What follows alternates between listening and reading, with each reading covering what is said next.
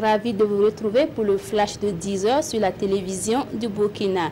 Le secrétariat permanent de la Commission nationale de lutte contre la prolifération des armes légères sensibilise les forces vives de la ville de Poutenga, une ville carrefour, sujet à de nombreux trafics. Il s'agit pour le secrétariat de sensibiliser les commerçants, les douaniers et la population pour un civisme fiscal et une lutte contre la prolifération et le trafic illicite des armes. La foire internationale multisectorielle de Ouagadougou FIMO se tiendra du 27 octobre au 5 novembre prochain. Le Togo est l'invité d'honneur de cette manifestation commerciale qui se déroulera sur le site du CIAO. À ce FIMO, les participants vont réfléchir sur les problèmes liés aux échanges commerciaux dans la sous-région. Après une première édition satisfaisante, la Nuit des Sautilles revient pour sa deuxième édition.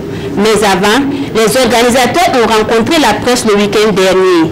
À cette rencontre, il était question de dévoiler la liste des nominés et de donner quelques informations complémentaires sur la tenue de cet événement majeur pour le monde du cinéma.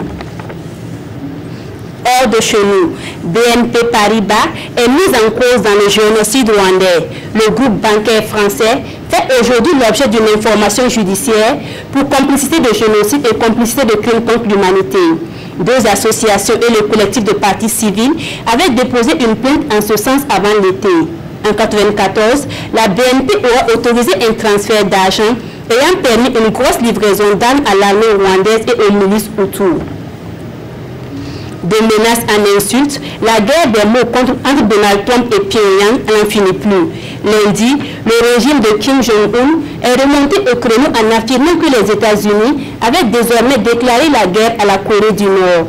La Maison-Blanche s'est empressée de démentir. Malgré les appels au calme de la communauté internationale la semaine dernière, Pyongyang a menacé de procéder à un essai de bombe H dans l'océan Pacifique. Voilà pour ce flash, merci de l'avoir suivi. L'information revient à 13h avec Godefroy Bazier.